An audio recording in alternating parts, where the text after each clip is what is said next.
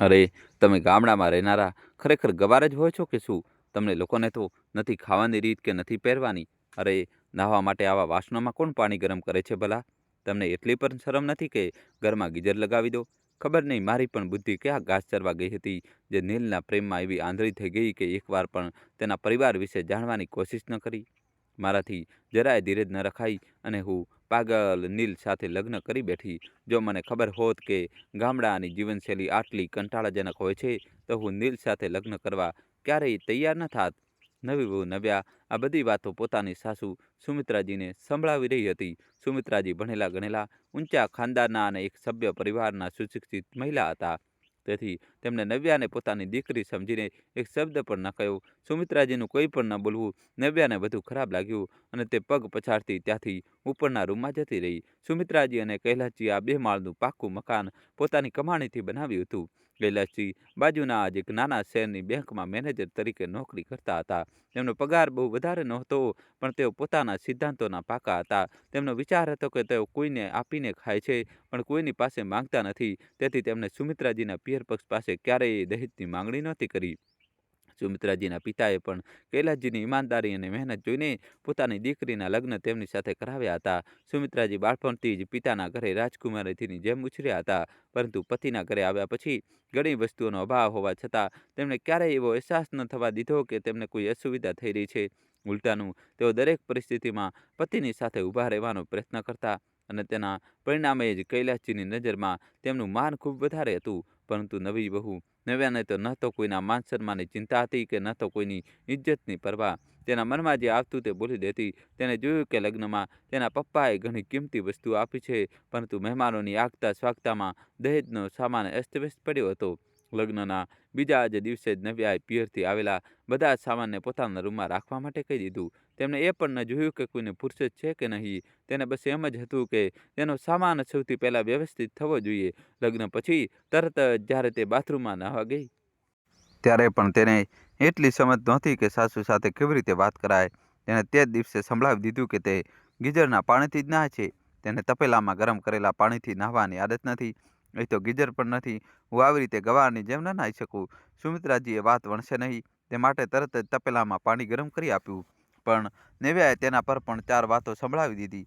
અરે મમ્મીજી, તમે લોકો પણ કયા જમાનામાં જીવો છો? મારા પિયરમાં તો દરેક બાથરૂમમાં ગીઝર છે. બધા નળમાં ગરમ પાણી આવે છે અને અહીં જોઈ લો, એક મગ ગરમ પાણી માટે 1 કલાક રાહ જોવી પડે છે. અરે, કેવી રીતે રહી લો છો તમે આવા ઘરમાં? વહુએ મોઢું બગાડતા સાસુ પર કટાક્ષ કર્યો. નાહીને તૈયાર થઈ રૂમમાં ગઈ, ત્યાં તેને પતિની લેપટોપ પર કામ કરી રહ્યો હતો. તે તેના પર ભડકતા બોલી, અરે યાર, તમારા ઘરમાં કોઈ વ્યવસ્થા નથી. ન તો ગીઝર છે, ન તો કિચનમાં આરો છે. હું નોર્મલ પાણી ક્યારે નથી પીતી. તું મારા માટે બોટલનું પાણી મંગાવી દેજે, નહીં તો મારું ગળું ખરાબ થઈ જશે. નીલે હસીને કહ્યું, ઠીક છે બાબા, હું તારા માટે બોટલ લઈ આવીશ. ત્યારે નવ્યા આંખો નચાવતા બોલી, અત્યારે તો બોટલથી કામ ચાલશે, પણ જ્યારે હું બીજી વાર પિયરથી આવીશ ત્યારે મને આરો અને ગીઝર બંને જોઈએ. હું તમારી માની જેમ તપેલામાં પાણી ગરમ કરીને નહીં નાહું. ત્યારબાદ નવ્યાની પહેલી રસોઈ હતી. મહેમાનો જમવા બેઠા ત્યારે કૈલાસીએ 2 રોટલી વધારે માંગી. નવ્યા ખીજાતા બોલી, પિતાજી, જો તમારે રોટલી ખાવી જ હતી તો પહેલાં કહેવું જોઈએ ને. મારા પિયરમાં ગણીને રોટલીઓ બને છે. આ લો, મારા હિસ્સાની રોટલી ખાઈ લો. હું ભાત ખાઈ લઈશ. એમ કહીને તેને ગુસ્સામાં કૈલાસજીની થાળીમાં રોટલીઓ પટકી. કૈલાસજી પોતાની વહુનું આવું રૂપ જોઈને હેબતાઈ ગયા. સુમિત્રાજીથી પતિનું અપમાન સહન ન થયું. તેમણે કહ્યું, વહુ, તે તારા હિસ્સાની રોટલી કેમ આપી દીધી? તું મારી પાસેથી લઈ લે. નવ્યાએ વળતો જવાબ આપ્યો, તમે તો રહેવા જ દો મમ્મીજી. હવે ચૂપચાપ જમો અને મને પણ શાંતિથી જમવા દો. તે જલ્દી જમીને વાસણો ત્યાં જ છોડીને રૂમમાં જતી રહી. મહેમાનો પણ આ જોઈને દંગ રહી ગયા. લગ્નના થોડા દિવસો પછી નવ્યાના પિયરનો સામાન તેના રૂમમાં ફિટ થવા લાગ્યો, પરંતુ એક મોટું ટીવી હતું, જેના વિશે સુમિત્રાજીએ વિચાર્યું કે આટલા મોટા ટીવીને રૂમમાં ન લગાવતા હોલમાં લગાવી દઈએ અને હોલમાં જે નાનું ટીવી છે તેને વહુના રૂમમાં લગાવી દઈએ, જેથી તેમને પણ અસુવિધા ન થાય. કારણ કે આટલા નાના રૂમમાં આટલું મોટું ટીવી જોવાથી આંખો પર અસર થાય છે. તેથી તેમણે ઇલેક્ટ્રિશિયનને બોલાવ્યો હતો. નેવ્યાએ જેવું જ પોતાના પિયરનું નવું ટીવી હોલમાં લાગેલું જોયું, તે આગ બબૂલા થઈ ગઈ અને ગુસ્સામાં ચીસો પાડતા બોલી, તમારા લોકોની હિંમત કેવી રીતે થઈ આટલું મોટું ટીવી હોલમાં લગાવવાની? મારા પપ્પાએ આટલું મોંઘું અને બ્રાન્ડેડ ટીવી મને મારા રૂમમાં લગાવવા માટે આપ્યું હતું. તમે હોલમાં લગાવી દીધું. કોને પૂછીને લગાવ્યું? સુમિત્રાજીએ વહુની વાતો સાંભળીને રડી પડ્યા. ત્યારે કૈલાસજી બોલ્યા, અરે, આમાં ગુસ્સે થવા જેવી કઈ વાત છે વહુ? જો તારે નવું જ ટીવી જોઈએ છે તો એ જ ટીવી તારા રૂમમાં લગાવી દઈશ. અમે વિચાર્યું કે આ આટલું મીઠું ટીવી જો નાના રૂમમાં રહીને જોશો તો ક્યાંક આંખોમાં ખરાબ અસર પડે. એટલે અમે અહીં લગાવી દીધું હતું. પણ કોઈ વાંધો નહીં. જો તારે જોઈએ છે તો અમે અત્યારે જ તેને કાઢીને તારા રૂમમાં લગાવી દઈએ છીએ. દોસ્તો, કહાની છેલ્લા સુધી જોજો. જબરજસ્ત ટ્વિસ્ટ આવશે. વિડીયો લાઈક કરીને જલ્દીથી તમારા ભાઈ માટે ચેનલ સબસ્ક્રાઈબ કરી દો. ત્યારે નવ્યા બોલી, હા હા, અત્યારે ને અત્યારે જ આ ટીવી કાઢીને મારા રૂમમાં લગાવો. મારી આદત નથી આવા નાના ટીવીમાં જોવાની. તમારા લોકોની આદત હશે એટલે તમે જ જુઓ. મારા પિયરમાં પણ બહુ મોટું ટીવી લાગેલું છે એટલે મારી આદત છે મોટા ટીવીમાં જોવાની. આવું ઘટિયા ટીવી તમારા લોકોને જ મુબારક. આ કહીને નવ્યા ત્યાંથી પોતાના રૂમમાં જતી રહી. સુમિત્રાજી પોતાના પતિ કૈલાશજીને કહે છે કે સમજી, આમ જોવા જઈએ તો આપણી પાસે કોઈ વસ્તુની કમી નથી. તમે પણ નોકરી કરતા હતા અને આપણો દીકરો પણ નોકરી કરે છે. તમને હજી પણ પેન્શન મળે છે. આપણું ઘર ખર્ચ સારી રીતે ચાલી રહ્યો છે ને? મને આજે કોઈ પણ વસ્તુની કમી અનુભવાઈ નથી. પરંતુ જ્યારથી બહુ આપણા ઘરમાં આવી છે ત્યારથી આપણા ઘરમાં કંઈક ને કંઈક કમી કાઢતી જ રહે છે. તેને તો એવું લાગે છે જાણે આપણા ઘરમાં કંઈ છે જ નહીં. બધું તેને પિયરથી જ આવ્યું છે. હજી તેને આપણા ઘરે આવે 4 દિવસ નથી થયા પણ તેને એટલી વાતો સંભળાવી દીધી કે 40 વર્ષ સુધી નહીં ભૂલી શકાય. તેને પોતાની પિયરનું બહુ ઘમંડ છે. કૈલાશજી સુમિત્રાજીને સમજાવતા કહે છે, કોઈ વાંધો નહીં ભાગ્યવાન, હજુ નવી છે, નવી આ ઘરમાં આવી છે. ધીરે ધીરે આપણા ઘરનું વાતાવરણ આપણને બધાને સમજી જશે. પરંતુ હદ તો ત્યારે થઈ ગઈ.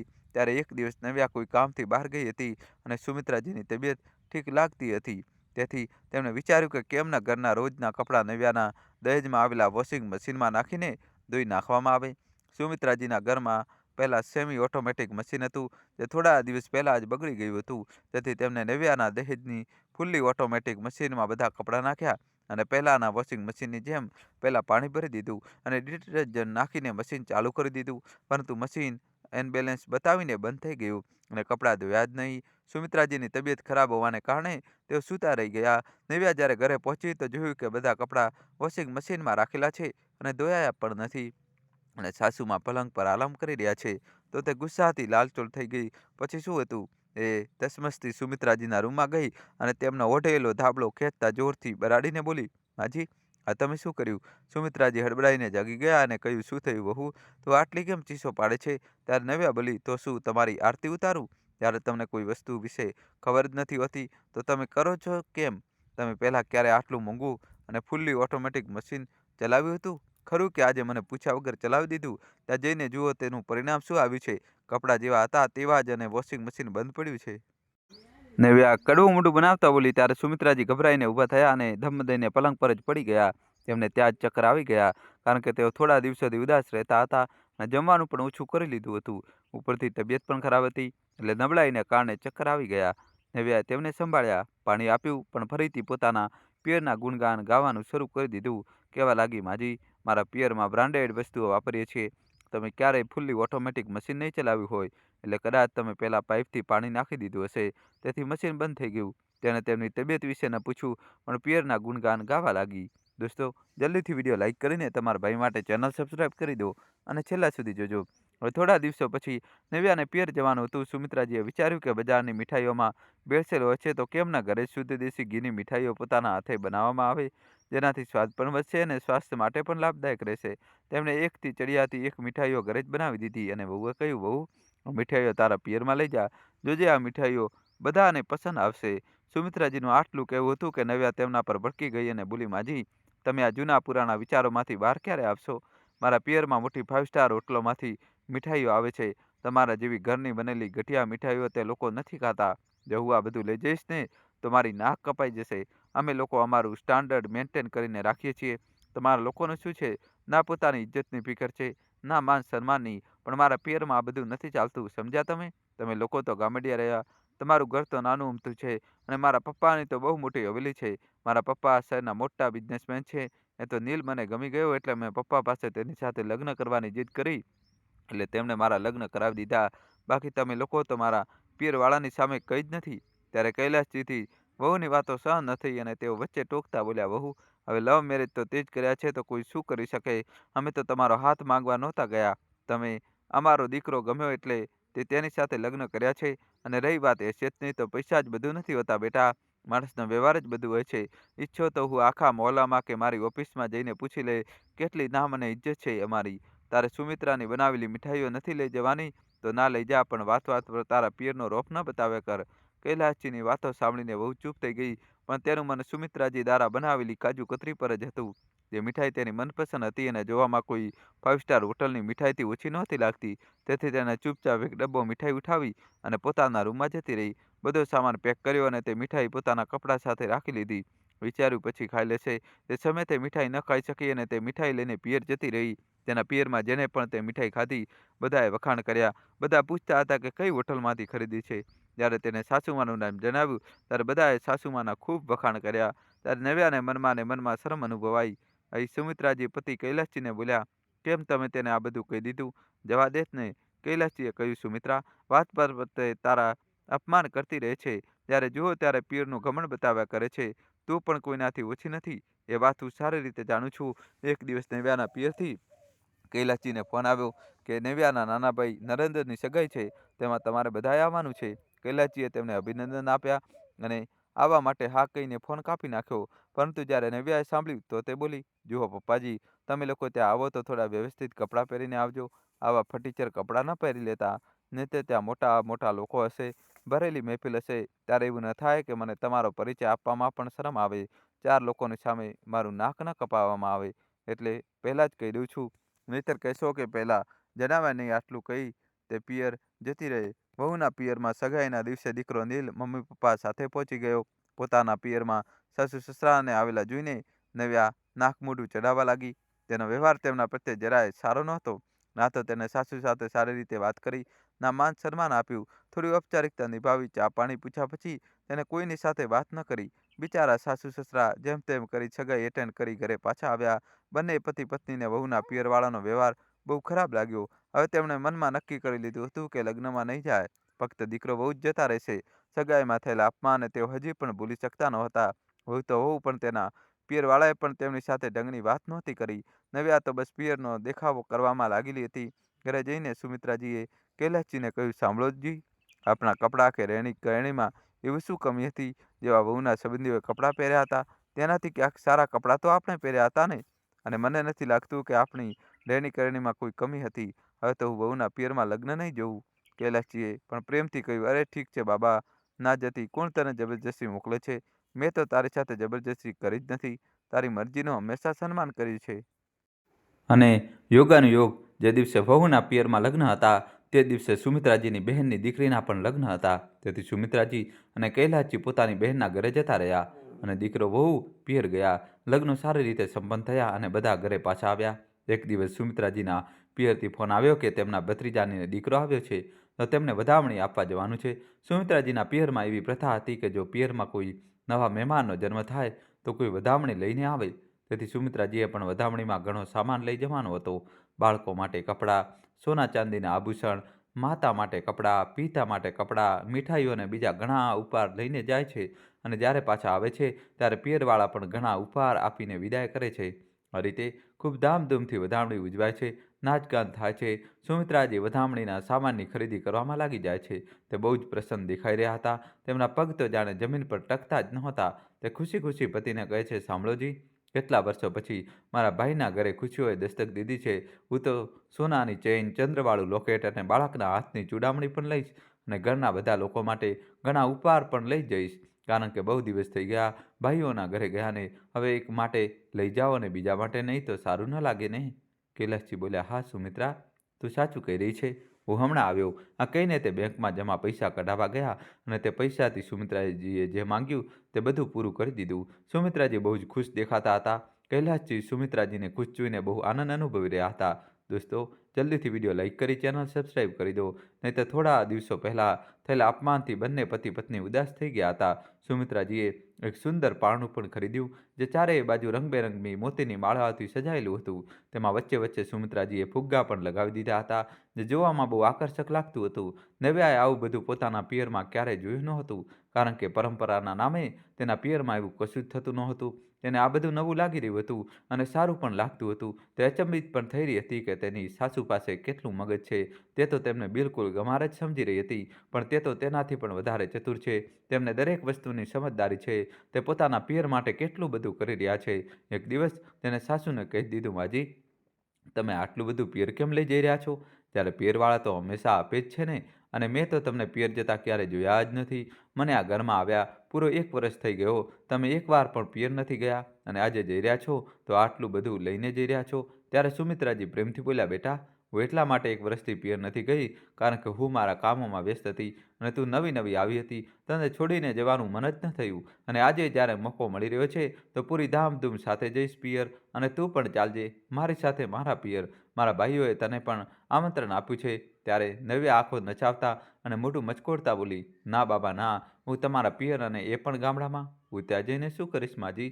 હું તો મારા ઘરમાં જ ઠીક છું. ના તો તમારા પિયરમાં ઢંગના ઘર હશે, ના ઢંગની વ્યવસ્થા. હું તો ત્યાં એડજસ્ટ નહીં કરી શકું. ના તો ગામડામાં ઢંગની લાઇટો છે, ના ઇલેક્ટ્રોનિક ગેજેટ્સ હશે." સુમિત્રાજી પ્રેમથી બોલ્યા, "બેટા, તું એકવાર તો મારા પિયર ચાલીને જો. કદાચ તને ત્યાં અહીં કરતાં પણ વધારે સારું લાગશે." નવ્યા બોલી, "શું વાત કરો છો માજી? અહીં કરતાં પણ સારું લાગશે? એવું બની જ ન શકે." ત્યારે જ નીલ ત્યાં આવી જાય છે અને કહે છે, "હા નવ્યા, મમ્મી સાચું કહી રહી છે. તો એકવાર મામાજીના ઘરે ચાલીને તો જો અને મામાજીએ આપણને બધાને નિમંત્રણ આપ્યું છે તો આપણે બધાએ તો જવું જ પડશે અને જો તને ત્યાં સારું નહીં લાગે તો આપણે કાર્યક્રમના બીજા દિવસે જ પાછા આવી જઈશું. મમ્મી પપ્પા 2-4 દિવસ વધારે રોકાઈને આવશે."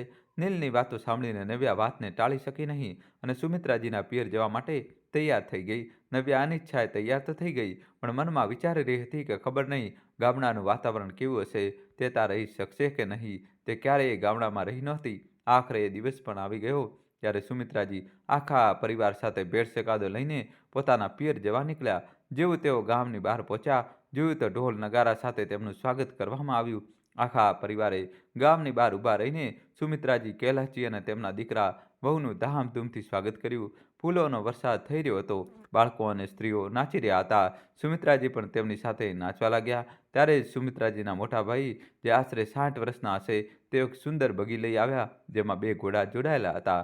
તે બગીમાં બેસાડીને આખા ગામમાં ફેરવ્યા.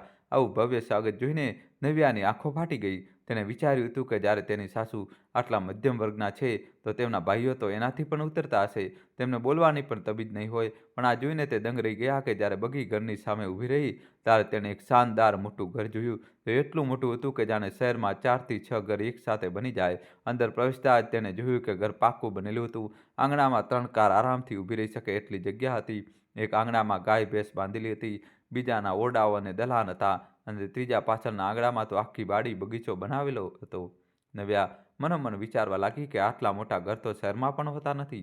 સુમિત્રાજીના મોટા ભાઈએ પરતમાં તેમના પગ દોડાવ્યા, તિલક કર્યું અને ખૂબ માન સન્માન આપ્યું. આજે નવ્યાની આંખોમાં આંસુ આવી ગયા. જમવામાં પણ અનેક પ્રકારની મીઠાઈઓ અને શાકભાજી હતા. કટોરીઓ ગણતા ગણતા નવ્યા થાકી ગઈ. 8 પ્રકારના શાક અને 3 પ્રકારના રોટલા હતા. રાત્રે નવ્યાએ સાસુને પૂછ્યું, "માજી, મામા શું કરે છે? તમારું પિયર આટલું મોટું છે પણ તમે મને ક્યારેય જણાવ્યું નહીં." સુમિત્રાજી બોલ્યા, "બેટા, ખાનદાની લોકોની આ જ ઓળખ હોય છે. હું તો બાળપણથી મહારાણીઓની જેમ ઉછરી છું પણ લગ્ન પછી નીલના પપ્પાને જરાય પસંદ નહોતું કે હું મારા પિતા પાસેથી કોઈ મદદ લઉં. તેઓ સિદ્ધાંતોના પાકા અને પ્રામાણિક વ્યક્તિ છે એટલે મેં ક્યારેય પિયરથી મદદ નથી લીધી. રહી વાત તારા મામાની તો તેઓ આ ગામના મોટા જમીનદાર છે." જ્યારે નવ્યાએ ફાર્મ હાઉસ અને સોલાર પેનલ વિશે સાંભળ્યું ત્યારે તેની ઉત્સુકતા વધી ગઈ. નીલે મજાકમાં પૂછ્યું કે પાછા ઘરે જવું છે? ત્યારે નવ્યાએ ના પાડી દીધી. સાસુએ આગળ કહ્યું કે ફાર્મ હાઉસ પર જ બધી શાકભાજી ઉગે છે અને ક્યારેય બહારથી ખરીદવી પડતી નથી. નવ્યાને હવે પસ્તાવો થવા લાગ્યો. તે મનમાં વિચારવા લાગી, મારી સાસુના પિયરવાળા આટલા પૈસાદાર છે છતાં તેમને જરાય અભિમાન નથી અને એક હું છું કે જે નાની નાની વાતે મારા પિયરને વટ પાડું છું. સાસુના પિયર સામે મારું પિયર તો કંઈ જ નથી. તેને સાસુ સસરા સાથે કરેલા ખરાબ વ્યવહારની યાદ આવવા લાગી અને તે અંદરથી ગ્લાનિ અનુભવવા લાગી. 4 દિવસ પછી જ્યારે વિદાયનો સમય આવ્યો ત્યારે મામાએ બધાને મોંઘી સાડીઓ અને કપડાં ભેટમાં આપ્યા. ઘરે પાછા આવ્યા પછી નવ્યા તરત જ સાસુના રૂમમાં ગઈ અને તેમના પગ પકડીને રડવા લાગી. તેને માફી માંગતા કહ્યું, "મમ્મીજી, પ્લીઝ મને માફ કરી દો. તમે આટલા મોટા ઘરના દીકરી હોવા છતાં ક્યારેય અભિમાન ન કર્યું અને મેં તમારું કેટલું અપમાન કર્યું." સુમિત્રાજીએ તેને પ્રેમથી સમજાવતા કહ્યું, "બેટા, તારા સસરાની પ્રામાણિકતા જોઈને જ મારા પિતાએ મારી લગ્ન તેમની સાથે કરાવ્યા હતા. હું કુલીન પરિવારની સ્ત્રી છું અને જીવનમાં ઘણા ઉતાર ચઢાવ જોયા છે. મને વિશ્વાસ હતો કે એક દિવસ તને તારી ભૂલનો અહેસાસ જરૂર થશે અને આજે તે પરિણામ તારી સામે છે. એટલે વહુ, જો શેર સામે સવા શેર થઈએ તો કામ બનતું નથી પણ ઉલટું બગડી જાય છે. સમજ્યા વહુ? એટલા માટે જ મેં મારા પિયરનો ઉલ્લેખ એકવાર પણ તારી સામે નથી કર્યો." સાસુમાની વાતો સાંભળીને નવ્યા પોતાની સાસુને ગળે લગાવી લીધી અને રડી રડીને માફી માંગવા લાગી. ત્યારે સુમિત્રાજી હસીને બોલ્યા, "અરે બહુ, ક્યારે કોઈ મા પોતાની દીકરીથી નારાજ થાય ખરી?